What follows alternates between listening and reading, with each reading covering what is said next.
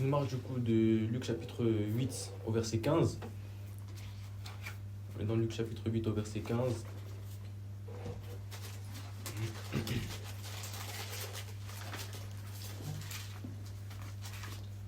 Luc 8 au verset 15.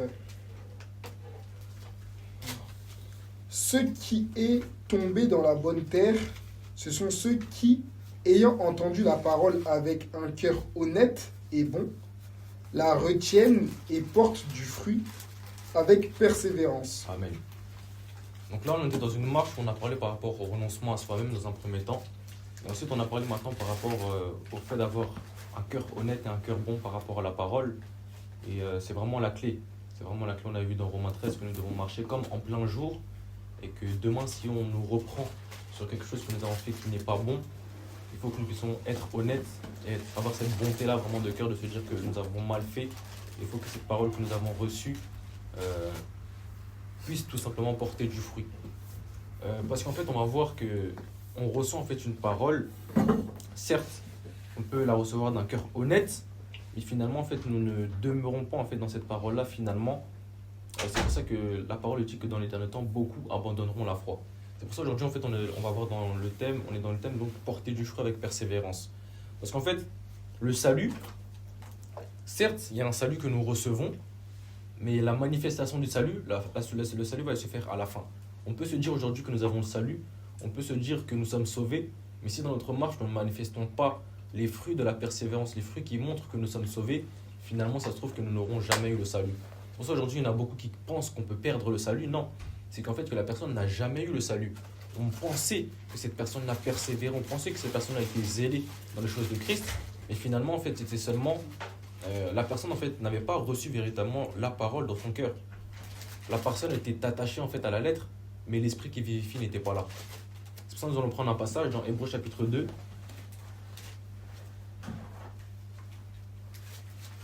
Hébreux chapitre 2 au verset 3.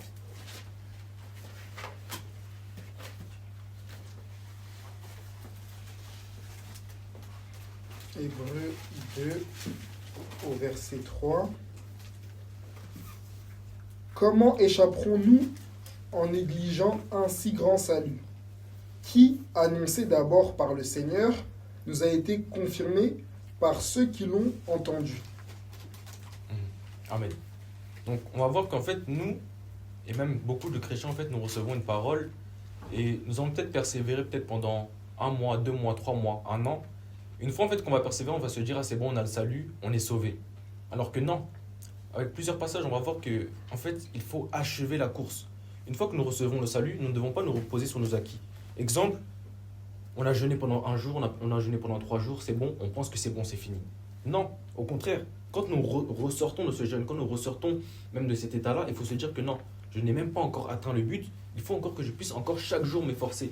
Mais parfois, en fait, avec la connaissance qui enfle d'orgueil, avec la connaissance que nous avons, nous négligeons parfois le salut que nous avons. Là, on dit que nous ne négligeons pas le salut que nous avons reçu. Nous savons que le salaire du péché, c'est la mort, mais le don gratuit de Dieu, c'est la vie éternelle. C'est-à-dire que c'est Dieu qui nous a fait ce don-là gratuit. On n'a rien mérité. Il fait miséricorde à qui il fait miséricorde, et il fait grâce à qui il veut aussi. Il endurcit aussi qui il veut. Ça ne dépend ni de celui qui court, ni de celui qui veut, mais c'est de Dieu qui fait miséricorde. Et à partir du moment où nous estimons avoir reçu ce salut-là, nous devons nous efforcer. Nous ne devons pas négliger. Nous ne devons pas nous lasser. Nous ne devons pas lever le pied et se dire que ah c'est bon. Là on s'est réunis pendant peut-être 4-5 samedis, c'est bon, on est meilleur que les autres. Non, il ne faut pas que nous puissions lever le pied. Il faut que chaque jour, nous puissions avoir la même constance, être constant dans les choses de Dieu. On reçoit une parole, mais on doit maintenant porter du fruit. On doit porter du fruit aujourd'hui. Et c'est pour ça que dans Romains chapitre 12 au verset 3, quand on nous dit qu'il ne faut pas se conformer au siècle présent, Paul va continuer par dire « Par la grâce qui m'a été donnée, je dis à chacun de vous de n'avoir pas de lui même une trop haute opinion, mais de revêtir de ses sentiments modestes, selon la mesure de foi que Dieu a départie à chacun. » Si aujourd'hui j'apporte une exhortation, si demain la sœur chante, si demain le frère joue à la batterie, ça ne dépend pas de nous. Mais c'est selon la mesure de foi que Dieu a départi en chacun. Ça veut dire que peu importe la connaissance que nous pouvons avoir, peu importe la persévérance, peu importe le zèle, on peut venir tous les samedis. Ne négligeons pas la parole et ne négligeons pas aussi les autres personnes aussi qui ne viennent pas aussi dans ces moments-là. Parce que si nous le faisons aujourd'hui, c'est par la grâce qui nous a été donnée. Tout ce que nous faisons aujourd'hui, c'est par la grâce de Dieu. Tout ce que nous devons faire aujourd'hui, nous, c'est porter du fruit. Nous devons aujourd'hui porter du fruit. Parce que si nous nous mettons aujourd'hui sous la loi, nous serons semblables aussi au figuier. Le figuier qui ne donnait pas de fruits. Mais il faut que nous puissions être comme un arbre de vie aujourd'hui qui fournit aujourd'hui des fruits. Parce que la parole va dire quoi? Nous reconnaîtrons un arbre à ses fruits. Nous ne devons pas être des chrétiens de saison. Quand il fait froid, nous sommes des chrétiens qui n'avons pas de fruits. Chaque saison, pendant l'hiver, il fait trop froid, je ne viens pas à l'assemblée. Mais quand il fait chaud, je suis là. Pendant les grandes vacances, je suis chrétien, mais à moitié. Je ne persévère pas dans ce fruit-là. Parce qu'il y a les vacances, parce qu'il y a toutes ces choses-là. Je vous assure, comme on dit que ne vous conformez pas au siècle présent, la chair ne va pas nous faire de cadeaux. Le diable rôde comme un lion rugissant.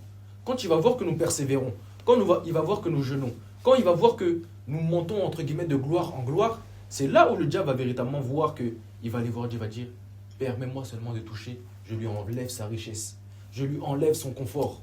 Est-ce que véritablement il persévérait parce qu'il avait tout, véritablement d'un cœur honnête, ou c'est parce que son amour était conditionné? Nous devons aujourd'hui porter du fruit avec persévérance, mais inconditionnellement, dans le malheur comme dans le bonheur. Demain tu as le SMIC, tu dois persévérer aussi. Demain tu es en abondance, tu dois persévérer aussi. Mais aujourd'hui on a trop haute opinion de nous-mêmes. Si nous sommes là, si nous persévérons, peut-être c'est parce que nous avons encore un travail. Peut-être c'est parce que Dieu a permis quelque chose aujourd'hui dans notre cœur. Mais si Dieu enlevait cela? Aujourd'hui on n'a pas la voiture. Aujourd'hui on nous dit de prendre les transports pour venir à l'assemblée. Ah, je ne peux pas venir. On voit que ta persévérance est conditionnée. Ta persévérance est conditionnée. Comme on l'a dit avec le travail. Le travail, nous travaillons à peu près sur Paris. Même si le train est supprimé, nous allons toujours chercher un moyen pour aller. Le travail, nous ne le négligeons jamais. Mais quand c'est pour les choses de Dieu, ah non, je ne suis pas assez disposé. Je ne suis pas assez si. Oui, j'ai péché. Comprenez bien le langage. Oui, j'ai péché, je ne veux pas venir à l'assemblée. Certes, tu as cette culpabilité-là. Mais demain, même quand tu as des problèmes dans ta famille, si c'est le travail, tu vas aller au travail. Même si dans cette conscience-là, tu t'es embrouillé avec une personne juste avant, tu vas aller au travail. Parce que tu sais qu'à la fin du mois, il y aura ce salaire-là. Et aujourd'hui, nous, tout ce que nous faisons, le fruit de notre travail, ça sera la vie éternelle. Mais si nous ne persévérons pas maintenant dans cette parole-là, et que nous avons trop haute opinion de nous-mêmes, sauvés une fois, sauvés pour toujours, nous ne serons jamais sauvés. Et finalement, en fait, nous n'aurons jamais eu en fait, le salut en nous. Je vous assure, Jésus-Christ n'avait rien pour attirer les regards. C'est pour ça que chaque jour, il faut vraiment qu'on puisse prier afin que Dieu puisse nous apporter vraiment ces sentiments modestes-là. Même si on apporte une parole, même si on se réunit tous les samedis, nous sommes encore loin du but. Nous sommes encore loin du but. Paul va dire quoi? Ce n'est pas comme si j'avais déjà atteint le but, mais il court vers la perfection. Il court tout simplement vers la perfection. Il n'avait pas... Lui-même, Paul, il pouvait avoir une trop haute opinion de lui-même et se dire que c'est bon, j'ai apporté la parole aux Corinthes, aux Philippiens, à tout le monde. Mais il a dit quoi? Seigneur, ta grâce me suffit. Et il s'est revêtu aujourd'hui de sentiments modestes. Par la grâce que Dieu a départie tout simplement encore en lui. Prenons un passage dans Matthieu chapitre 7. Pour la bonne compréhension, on va prendre Matthieu chapitre 7, du verset 17 à 27. Matthieu combien? 7. Ouais, Matthieu chapitre 7, du verset... Ouais, Matthieu chapitre 7, du verset 17 à 27.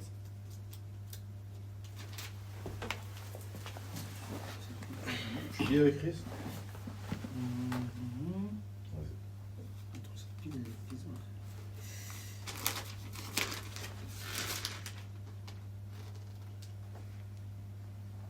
Excusez-moi. C'est une personne pour prendre directement. Tout bon arbre porte de bons fruits, mais le mauvais arbre porte de mauvais fruits. Un bon arbre ne peut porter de mauvais fruits si un mauvais arbre porte de bons fruits. Tout arbre qui ne porte pas de bons fruits est coupé et jeté au feu. C'est donc à leurs fruits que vous les reconnaîtrez. Ceux qui me disent Seigneur, Seigneur n'entreront pas tous dans le royaume des cieux, mais celui-là seul qui fait la volonté de mon Père qui est dans les cieux. Plusieurs me diront en ce jour Seigneur, Seigneur, n'avons-nous pas prophétisé par ton nom? N'avons-nous pas chassé des démons par ton nom? Et n'avons-nous pas fait beaucoup de miracles par ton nom? Alors je leur dirai ouvertement, je ne vous ai jamais connus. Retirez-vous de moi, vous qui commettez l'iniquité. C'est pourquoi quiconque entend ces paroles que je dis et les met en parole sera semblable à un homme prudent qui a bâti sa maison sur le roc. La pluie est tombée, les torrents sont venus, les vents ont soufflé et se sont jetés contre cette maison. Elle n'est point tombée parce qu'elle était fondée sur le roc. Amen. On va se limiter là. Donc là, on va voir que au verset 19, on va dire que tout arbre qui ne porte pas de bons fruits est coupé et jeté au feu. C'est donc à leurs fruits que vous les reconnaîtrez. On reçoit une parole.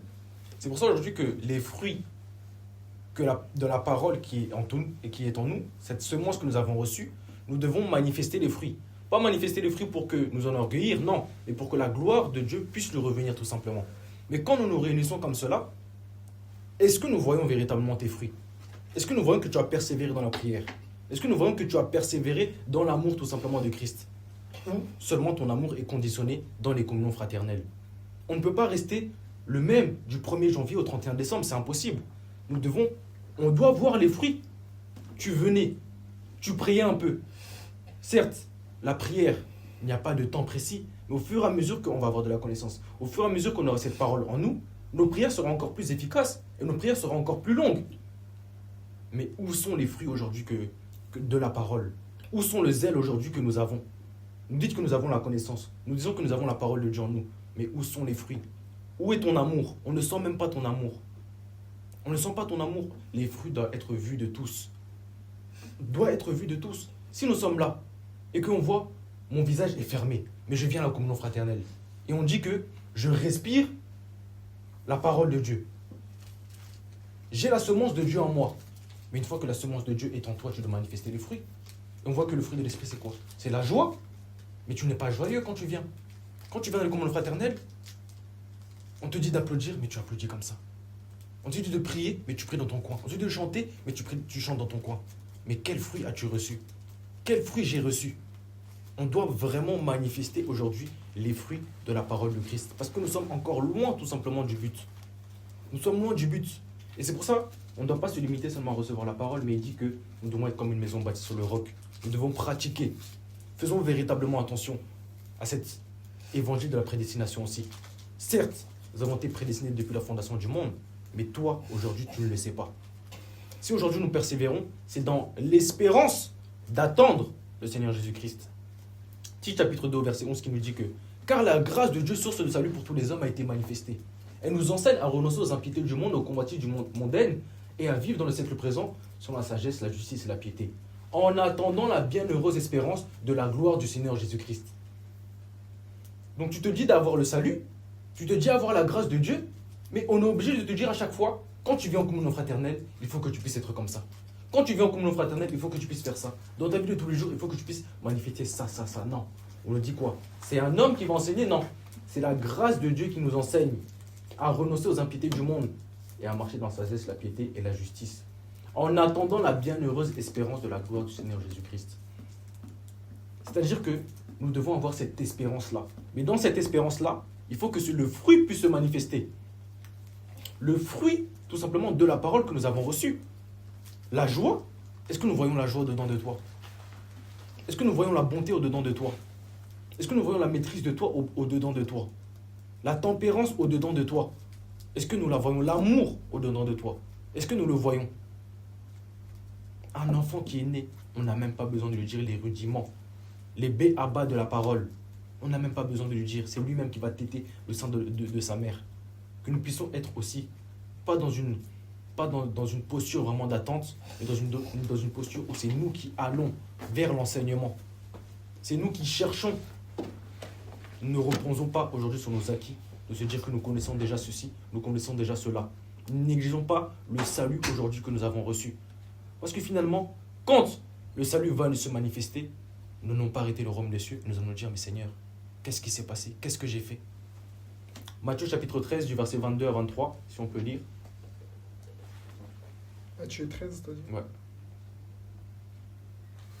22 à 23. Matthieu 13, 22 à 23.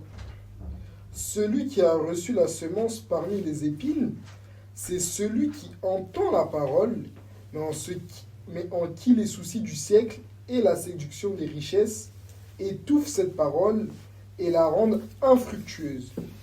Celui qui a reçu la semence dans la bonne terre, c'est celui qui entend la parole et la comprend. Il porte du fruit, et un grain en donne 100, et un autre 60, et un autre 30. Amen. Donc on voit que là c'est la parabole de toutes les terres qui reçoivent la semence, mais on s'est plus concentré sur le passage du verset 22 à 23. 22, on nous parle de une personne qui a reçu la semence parmi les épines. C'est celui qui entend la parole, qui en a les soucis de ce siècle, et la séduction des richesses étouffe cette parole. Et on a un autre qui entend aussi la semence, qui entend la parole et la comprend, et il porte du fruit. Mais aujourd'hui, tellement en fait qu'on entend en fait une parole, nous la mettons en fait en pratique, mais avec les séductions et les richesses de ce monde, on flirte en fait avec le péché. La parole nous dit que nul ne peut servir deux maîtres à la fois. On nous dit qu'il faut persévérer et qu'il faut qu'on puisse voir les fruits. Mais nous, on va toujours se dire que non, je peux me permettre d'avoir ma vie et je peux me permettre aussi de manifester aussi les fruits de Dieu. C'est impossible. Il faut que nous puissions prendre une décision ferme. Nous écoutons la parole d'un cœur honnête et il y a un choix qui est devant nous. Soit la vie éternelle, soit la perdition. On ne peut pas flirter avec le péché aujourd'hui. On ne peut pas flirter aujourd'hui avec le monde. Se dire que je suis un pied dedans, un pied dehors. Parce que finalement, ce salut-là, que nous disons que nous avons de notre bouche, ça ne sera pas le fruit de la vie éternelle. Ça sera le fruit de la perdition. Donc là, on voit que nous devons entendre la parole. On comprend la parole, oui, mais il faut aussi porter du fruit. Mais où sont les fruits aujourd'hui de notre parole que nous avons reçus? Où sont les fruits aujourd'hui de notre persévérance? C'est celui qui va persévérer jusqu'à la fin qui sera sauvé. Paul va dire que j'ai achevé la course. On va prendre ce passage-là. Dans 2 Timothée chapitre 4, du verset 6 à 7. 2 Timothée chapitre 4. 2 Timothée 4, 6. Car pour moi, je sers déjà de libation et le moment de mon départ approche. J'ai combattu le bon combat, j'ai achevé la course. Là, si je peux mettre même au verset 8 aussi. Verset 8 et verset 10. J'ai gardé la foi, désormais la couronne de justice m'est réservée. Le Seigneur, le juste juge, me la donnera dans ce jour-là, et non seulement à moi, mais encore à tous ceux qui auront aimé son avènement. Viens au plus tôt vers moi, car Démas m'a abandonné par amour pour le siècle présent, et il est parti pour Thessalonique. Crescence est allé en Galatie, Tite en Dalmatie, Luc seul est avec moi. Amen. Donc ici, on voit que le salut ne se manifeste pas que sur la terre. Il faut que quand ce salut-là va venir nous récupérer, donc quand ce salut-là va venir se manifester, il faut qu'on puisse l'achever. Aujourd'hui, si nous sommes comme Démas, parce que Démas, c'était un compagnon de Paul, il était zélé pour la parole. Mais qu'est-ce que ici Paul dit? Car Démas m'a abandonné par amour pour le siècle présent. C'est-à-dire qu'aujourd'hui, nous persévérons tous ensemble. Ça se trouve que là, nous commençons tous ensemble. Mais à la fin, est-ce que finalement nous serons toujours ensemble? Est-ce que nous allons achever cette course-là ensemble?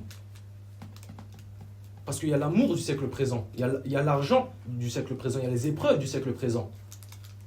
Mais on voit beaucoup de chrétiens aujourd'hui, quand il y a des épreuves, quand on propose aujourd'hui, oui, tu vas faire carrière, oui, tu vas pouvoir être influenceur, tu vas pouvoir faire ci. Les gens flirtent aujourd'hui avec le péché. Ah, mais je peux être influenceur et parler aussi de Christ. Je peux être aussi footballeur professionnel et parler aussi de Christ. Bien sûr, ce n'est pas mauvais. Mais avec notre conscience, soyons véritablement conscients avec un cœur honnête. À ce que tu aspires, est-ce que tu auras assez de temps pour donner ta vie au Seigneur Jésus-Christ, à te donner pleinement? Paul lui-même avait renoncé aujourd'hui au mariage. Est-ce que Paul a dit que c'était mauvais de se marier? Non. Mais d'un cœur honnête, il avait reçu cette parole et il s'est dit que pour bien achever la course, dans la mission que j'ai, il faut que je puisse renoncer, abandonner tout simplement le mariage. Car il a combattu le bon combat et j'ai achevé la course, j'ai gardé la foi. Le combat aujourd'hui que nous avons, ce n'est pas contre les démons, c'est contre la persévérance. J'ai mené le bon combat de la foi. Il faut que nous puissions persévérer dans les fruits aujourd'hui. Il faut que nous puissions persévérer dans les fruits. Et le résultat de tout cela, c'est la couronne de la justice qui nous est réservée. Démas m'a abandonné par amour pour le siècle présent. Je vous assure, comme on le dit, la chair n'a pas d'amis. Le diable, il va chercher même une petite chose pour nous faire tomber. Là, on va penser que, oui, on est sur les réseaux, mais je peux utiliser ces réseaux-là à bon escient. Mais sois toi avec un cœur honnête. Est-ce que tu vas pouvoir persévérer? Est-ce que même tu manifestes les fruits de la persévérance, les fruits d'un enfant de Dieu sur tes réseaux sociaux même? Parce que Dieu nous demande à renoncer sur tout. Mais aujourd'hui, on prend nos réseaux sociaux pour nous enorgueillir. On prend nos réseaux sociaux aujourd'hui pour montrer notre vie. Mais où sont les fruits? Automatiquement, normalement, quand nous recevons une parole, nous avons envie que tout le monde puisse voir que cette personne-là a des fruits mûrs, a des fruits qui amènent à la vie. Mais aujourd'hui, on se dit, ma relation est personnelle avec le Seigneur Jésus-Christ. Que tes progrès soient vus de tous. On veut voir que tu pries bien. On veut voir que tu t'habilles de manière décente.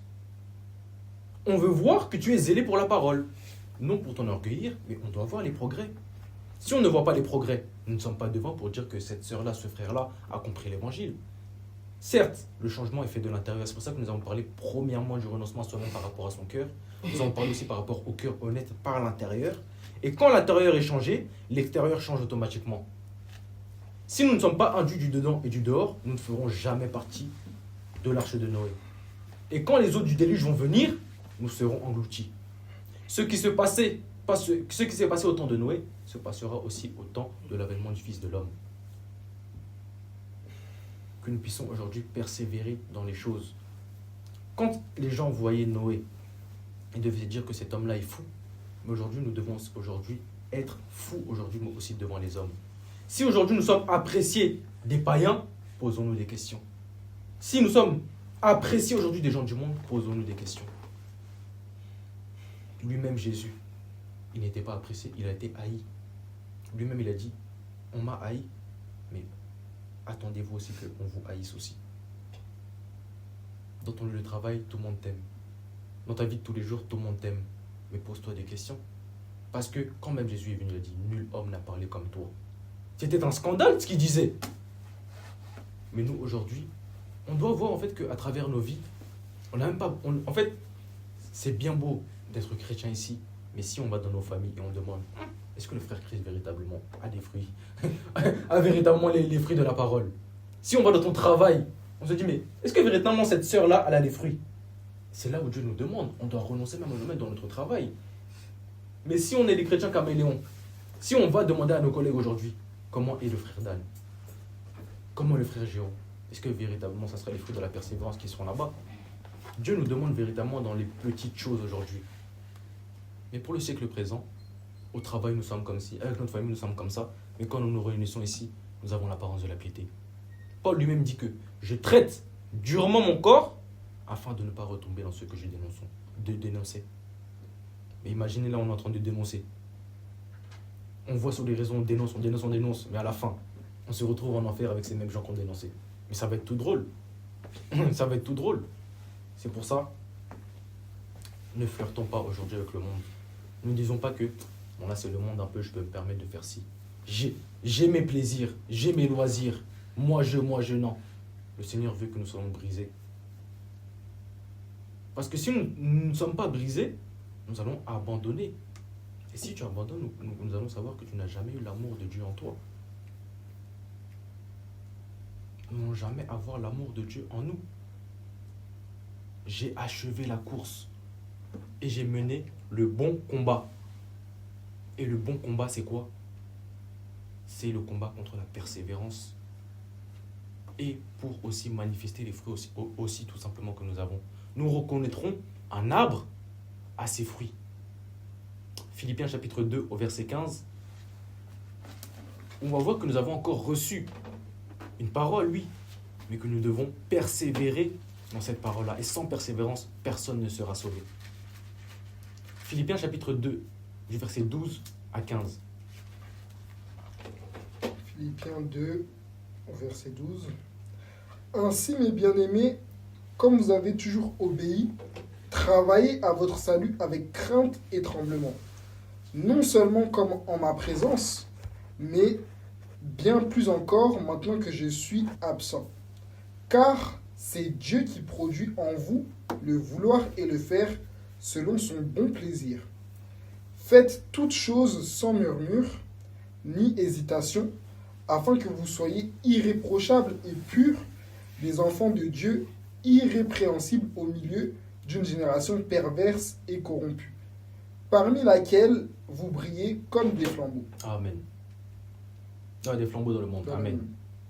Donc ici, Paul nous dit quoi?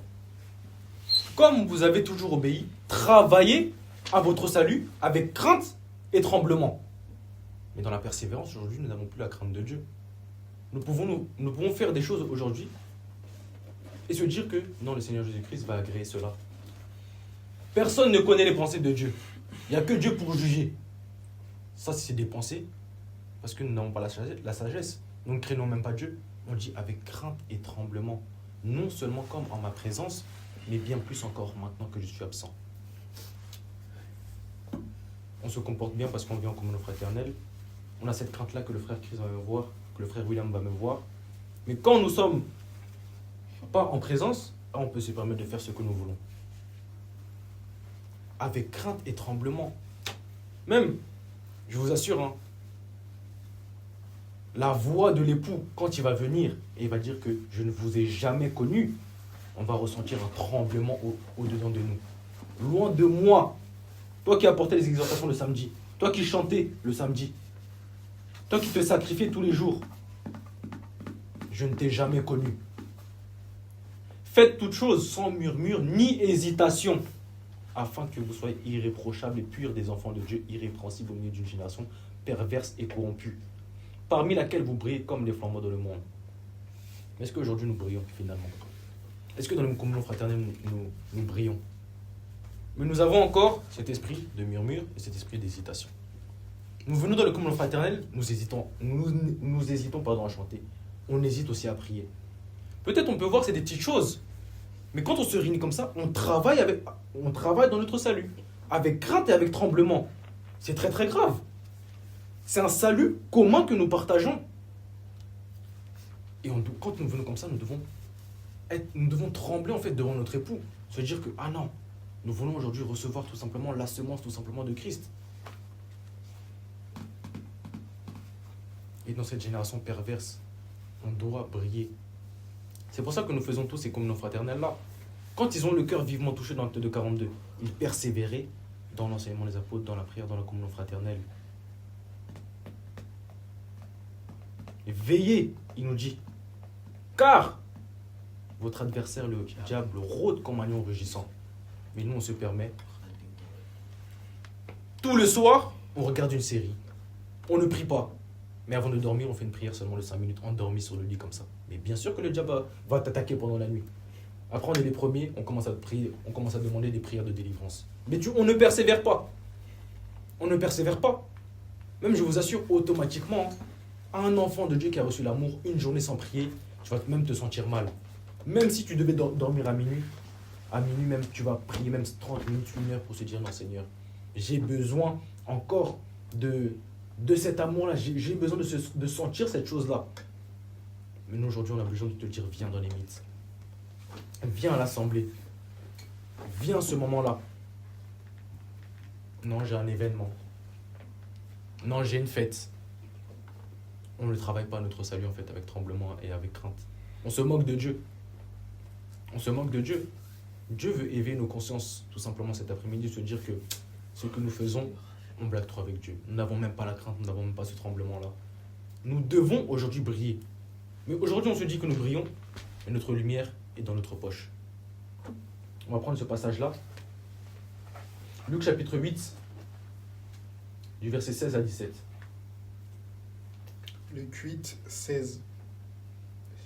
Personne, après avoir allumé une lampe, ne la couvre d'un vase, ou ne la met sous un lit, mais il la met sur un chandelier, afin que ceux qui entrent voient la lumière, car il n'est rien de caché qui ne doive être découvert, rien de secret qui ne doivent être connus et mis au jour. Verset 18 aussi. Prenez donc garde à la manière dont vous écoutez, car on donnera à celui qui a, mais à celui qui n'a pas, on ôtera même ce qu'il croit avoir. Personne, après avoir allumé une lampe, ne la couvre d'un vase ou ne la met sous un lit. Car il n'est rien de caché. Aujourd'hui, nous avons reçu une parole, mais nous ne brillons pas. Aujourd'hui, nous recevons une parole, mais tu es toujours la même, tu es toujours le même. Tu as toujours cette timidité-là. C'est mon caractère, c'est ma personnalité. Quand nous venons en Christ, nous n'avons pas de personnalité, nous n'avons pas de caractère. C'est le caractère de Christ qui vient nous revêtir. Nous pouvons être timides comme nous voulons. Nous pouvons être introvertis comme nous disons, extravertis comme nous disons. Quand nous sommes dans les choses du Seigneur, nous persévérons dans les clous de Dieu. La lumière de Dieu n'a qu'un éclat. Elle n'a pas différents éclats. Mais si toi tu dis avoir la lumière et que tu as différents éclats, nous allons comprendre que tu n'es pas de Dieu. Tu as des taches en fait. C'est comme un vêtement, tu sors dehors mais tu as plusieurs taches. C'est pour ça que nous avons vu que revêtez-vous aujourd'hui du Seigneur Jésus-Christ. Prenez donc garde à la lumière dont vous écoutez, car on donnera à celui qui a, mais à celui qui n'a pas, on ôtera même ce qu'il croit avoir. Aujourd'hui, tu crois avoir le salut. Aujourd'hui, tu crois avoir la persévérance, tu crois être revêtu de Christ, mais à la fin des temps, finalement, cette parole-là qui sera ôtée de toi, on va comprendre que tu ne l'as jamais eue. Nous ne sommes pas de ceux qui se retirent pour se perdre. Si tu te retires aujourd'hui pour te perdre, tu vas dans le monde et que tu meurs comme ça, la Bible dit, on va en enfer. On va dans ce chemin, dans ce chemin de perdition qui est large et étroit. Mais aujourd'hui, on doit vraiment s'efforcer. Ouais, spacieux, large et spacieux. Car il n'est rien de caché qui ne doive être découvert, rien de secret qui ne doive être connu et mis au jour. Tout ce qui était caché depuis la création du monde, Dieu est venu le manifester. Tout ce qui est travaillé dans le secret doit être vu à la lumière. Demain, tu travailles dans ta chambre, tu fais du sport tous les jours. Automatiquement, quand on va voir ton corps, on va dire, oh, mais ton corps a changé. Mais toi, on ne voit que ton corps ne change même pas. Tu n'es même pas l'argile dans les mains du potier. Le pardon, tu ne pardonnes pas. Tu n'as pas de joie. Tu n'as pas d'amour. Tu convoites. Tu ne te repens pas. Certes, nous avons parlé par rapport à la conversion. On avait dit quoi que tu reçois normalement une parole, la parole t'interpelle. Ah, j'ai fait quelque chose de mauvais. Parce que le chrétien, lui, peut tomber. Mais il doit se relever. Et si nous voyons que jusqu'à ta mort, tu ne te relèves pas, nous allons comprendre que tu n'as jamais été un enfant de Dieu.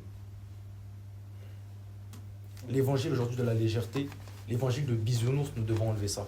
Certes, nous avons peut-être des blessures de cœur, certes, nous avons des mauvaises choses dans notre cœur, mais avec les choses de Dieu, nous ne blaguons pas. Avec les choses de Dieu, on peut caresser, mais il y a le bâton aussi pour frapper. Parce que le Seigneur Jésus-Christ, quand il va venir, il a cette patience-là. Parce que nous aussi, nous devons être patients envers nous tous, envers les frères et les sœurs. Mais dans cette patience-là même, nous devons persévérer aussi dans cette patience. Nous ne devons pas seulement attendre et cautionner, non. On patiente, on tape. On patiente, on tape. Mais aujourd'hui, tellement que dans les églises, on dit que on doit patienter. La sœur est là, impudique. La sœur est là, indécente. Elle reste pendant 1 an. C'est pas normal. Le frère, il est là, manque de pardon. Le frère, il est là, il n'a pas d'amour. Le frère est là, il drague toutes les sœurs. On le laisse, on dit, il faut être patient. On ne juge pas. C'est l'évangile de la légèreté. Travaillons à notre salut avec tremblement et crainte. Travaillons à notre salut. Mais aujourd'hui, il y a trop cet évangile, on ne peut pas juger. Une fois que tu as reçu le salut, tu ne peux pas le perdre. Donc, si tu tombes, c'est le Seigneur Jésus-Christ qui crée le vouloir le faire en toi. C'est toi-même qui vas faire ça. Non, tu dois manifester. Et l'accomplissement de ce que tu vas manifester, si ça s'accomplit, c'est que c'est la volonté de Dieu. Mais aujourd'hui, on veut se dire que, est-ce que nous avons le libre arbitre? Est-ce que non? En fait, même de penser ça, c'est de l'orgueil. De se dire que, est-ce que moi j'ai la capacité aujourd'hui d'avoir ma propre volonté qui va au-delà de la volonté de Dieu? Vis ta vie. Dieu va manifester cela au temps convenable. Mais nous aujourd'hui, on se dit que, si je ne suis pas venu à l'assemblée, c'est que Jésus ne voulait pas. Parce qu'il n'a pas créé le vouloir le faire en moi. Je suis fatigué, donc Dieu ne va pas m'imputer cela. Je vous assure, une fois que nous avons ces mauvaises pensées, il faut vraiment demander à Dieu qu'il puisse enlever vraiment ces mauvaises pensées, parce que c'est des pensées véritablement de la chair. La chair, quand c'est pour le travail, elle te dit, dors un peu. Toi, tu vas seulement penser à ton salaire à la fin du mois. Tu ne vas jamais, tu ne vas jamais rester à la maison. Tu vas aller chercher cet argent-là. Mais c'est ce salaire-là qui est périssable. Mais aujourd'hui, cet évangile qui n'est pas périssable, aujourd'hui, nous le minimisons. Nous écrasons. Nous foulons au pied cette parole-là. Nous ne rendons pas véritablement compte de la parole aujourd'hui, de la parole que nous avons, de cette richesse-là aujourd'hui. Mais aujourd'hui, pour une petite épreuve, on abandonne. Pour une petite épreuve, on doit achever la course. On va voir un homme qui a achevé la course malgré qu'on l'a abandonné. Nous allons aller dans Matthieu. Matthieu chapitre 26 au verset 56. Matthieu 26, verset 56. Mais tout cela est arrivé afin que les écrits des prophètes fussent accomplis. Alors tous les disciples l'abandonnèrent et prirent la fuite. Est-ce que le Seigneur Jésus-Christ est parti à la croix finalement? Oui, tous l'abandonnèrent. Mais nous aujourd'hui on est dans une marche parce qu'en fait nous sommes attachés en fait aux frères et aux sœurs. Je viens parce que le frère vient. Mais finalement on doit comprendre que tu n'as jamais été attaché à Christ. Ici on nous dit quoi? Tous l'abandonnèrent. Mais le Seigneur Jésus-Christ a dit que c'est bon, je suis seul. Finalement tout ce que je faisais en fait était en vain. Non. Lui-même Jésus-Christ nous a montré qu'il a persévéré jusqu'à la fin. Il a achevé la course qu'il était venu faire sur cette terre-là. Et nous, aujourd'hui, nous devons achever la course. Et c'est quoi? C'est la croix. C'est le renoncement à soi-même. C'est ne plus vivre selon la chair, mais vivre selon l'esprit aujourd'hui. C'est ça, porter du fruit avec persévérance. Mais aujourd'hui, nous sommes comme des masses qui abandonnent. Nous sommes comme les disciples qui abandonnent le Seigneur Jésus-Christ. Parce qu'au moment de la persécution, tous ceux qui veulent vivre pieusement avec Christ seront persécutés. Mettons dans ta vie maintenant, on va voir que Dieu t'a donné un travail, mais qu'au bout d'un moment, on te vire. Mais toi, tu ne sais pas qu'il y a une parole qui dit que toute chose concourt au bien de ceux qui aiment Dieu. Et tu ne sais pas qu'il y a une parole aussi qui dit que tout ce que Dieu fait, c'est avec un but. On manque de persévérance. Les fruits aujourd'hui, les fruits de la patience, nous ne les avons même plus. On nous abandonne. Demain, on va voir que nous sommes que deux. On regarde au nombre. Ah ouais, si nous sommes que deux. Et c'est pour ça aujourd'hui dans les églises, les gens regardent que au nombre. Ah là-bas, il y a ICC. Ah là-bas, il y a un tel. Ah là-bas, il y a un tel. Vu qu'il y a le nombre, les gens vont dire « Ah, la présence de Dieu est là-bas ». Mais quand il n'y a pas beaucoup de monde, on se dit que la présence de Dieu n'est pas là-bas. Même si nous ne sommes pas beaucoup, nous devons achever la course. Nous devons achever la course. Si nous regardons seulement au nombre, on va se dire « Ah ». Mais il y aura des questions qui vont se poser. Est-ce que véritablement Dieu est parmi nous? Est-ce que véritablement on ressent la parole de Dieu? Mais aujourd'hui, à beaucoup de méga-churches, on leur enlève les instruments, on leur enlève les micros. Est-ce que finalement ils vont recevoir? Ils vont ressentir aujourd'hui la parole de Dieu. Est-ce qu'ils vont recevoir? Est-ce qu'ils vont recevoir la parole de Dieu? Nous devons achever la course. Et avec tremblement et avec crainte. Avec tremblement et avec crainte.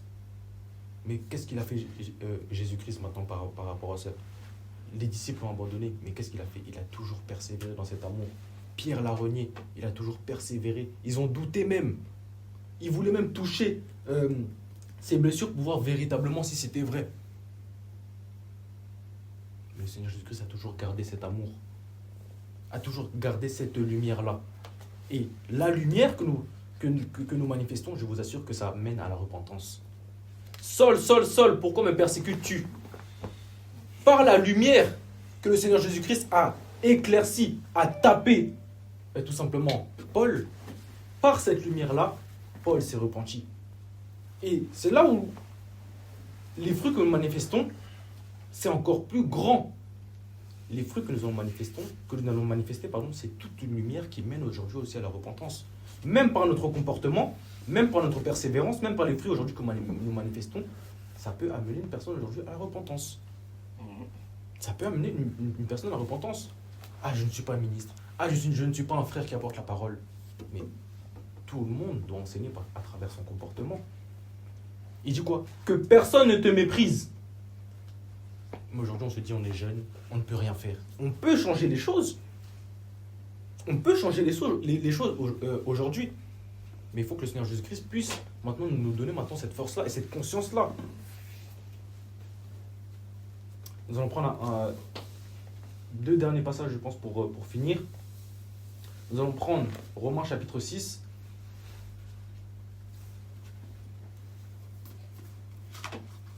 Romains chapitre 6 du verset 21 à 23. Romains 6. Romains chapitre 6 du verset 21 à 23 et le deuxième passage c'est Proverbes chapitre 11 verset 30. Quels fruits portiez-vous alors? Des fruits dont vous rougissez aujourd'hui. Car la fin de ces choses, c'est la mort. Mais maintenant, étant affranchis du péché et devenus esclaves de Dieu, vous avez pour fruit la sainteté et pour fin la vie éternelle. Car le salaire du péché, c'est la mort, mais le don gratuit de Dieu, c'est la vie éternelle en Jésus-Christ notre Seigneur. Amen. Chris. Proverbe 11.30. Le fruit que porte le juste est un arbre de vie, et le sage gagne des âmes. Amen. Maintenant, étant affranchis du péché et devenus esclaves de Dieu, vous avez pour fruit la sainteté et pour fin la vie éternelle. Le fruit que nous allons récolter, c'est la vie éternelle. Et ici, dans le passage que Christ a lu, le fruit du juste est un arbre de vie. Dans le jardin d'Éden, Jésus-Christ, Dieu, a mis les chérubins protecteurs. Il a dit que empêchons-le de toucher à cet arbre de vie de peur qu'il n'ait la vie éternelle aussi. Mais maintenant, le Seigneur Jésus-Christ est venu maintenant pour nous donner maintenant accès à cet arbre de vie. Et cet arbre de vie-là, c'est qui? C'est le Seigneur Jésus-Christ. Nous devons aujourd'hui manger le fruit de la vie éternelle, qui est l'arbre de vie. Mais aujourd'hui, il y en a beaucoup qui mangent l'arbre de la connaissance du bien et du mal. Ils font des choses parce que c'est mauvais, parce que c'est mal, mais pas par amour. Ils persévèrent parce que c'est bien, parce que c'est mal, mais pas par amour. Et l'arbre de vie, quand il s'est manifesté parmi nous, il a manifesté tout son amour. Et celui qui m'aime, c'est celui qui garde mes commandements. Nous ne devons pas choisir l'évangile que nous écoutons aujourd'hui. On doit choisir les choses qui nous font mal. Nous devons même rechercher chaque jour de se dire que il faut que je puisse regarder des versets qui vont me faire mal à la chair. Aujourd'hui, on va nous parler de l'amour. On va nous parler de si c'est bien. Amen. Mais où sont les versets? Où sont les paroles qui vont venir nous transformer? Est-ce qu'on se rend compte? Le fruit du juste, c'est un arbre de vie. Et le sage s'empare des âmes. Si tu manifestes aujourd'hui le produit de la persévérance du fruit, de l'arbre de vie, tu vas aussi t'emparer des âmes. Est-ce qu'on se rend compte? Par notre persévérance, par les fruits que nous allons manifester, nous allons aussi gagner nos frères. Parce qu'on dit que nous sommes tous gardiens de nos âmes, les uns et des autres. Tu viens, mon frère, tu ne chantes pas, tu es gardien du frère, tu es gardien des âmes de ton frère et de ta sœur aussi. Tu viens, tu ne manifestes pas les fruits que tu as.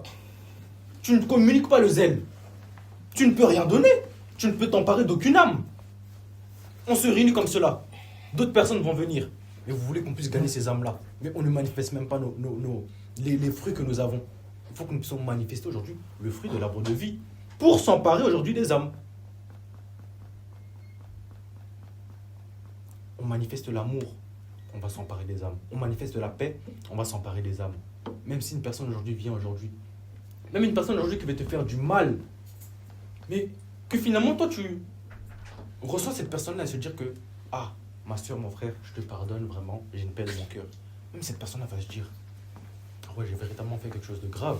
Cette personne-là va se repentir tout seul. Tu n'as même pas besoin de dire de sa bouche si c'est véritablement un enfant de Dieu. Il faut que tu puisses pardonner, il faut que tu puisses faire cela. Et si tu as du mal à pardonner, il faut qu'on puisse se revoir. Il faut qu'on puisse se revoir aujourd'hui.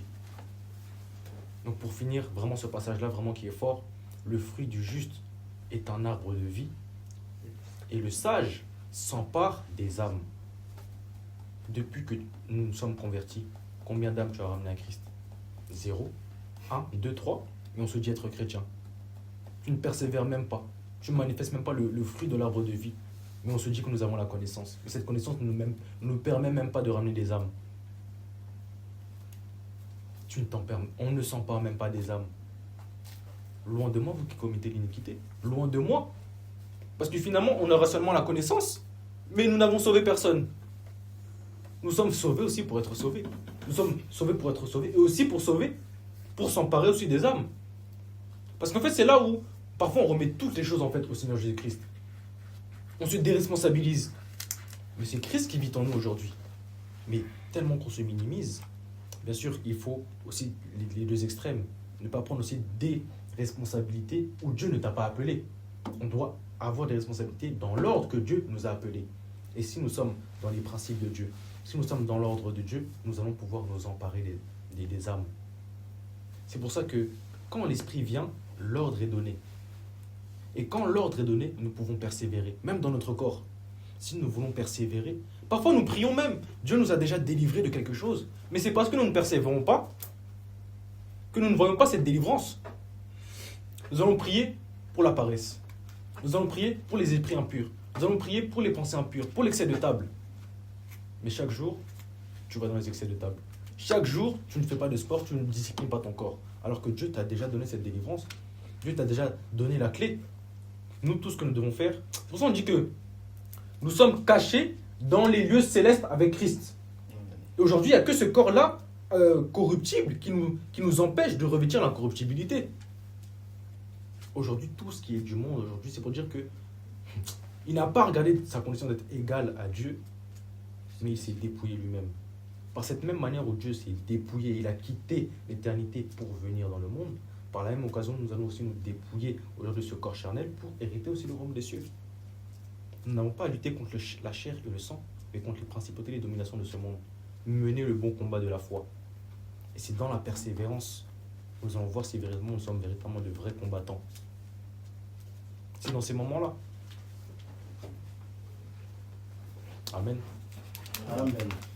Si une personne peut prier vraiment pour cette exhortation que nous avons échangée, vraiment une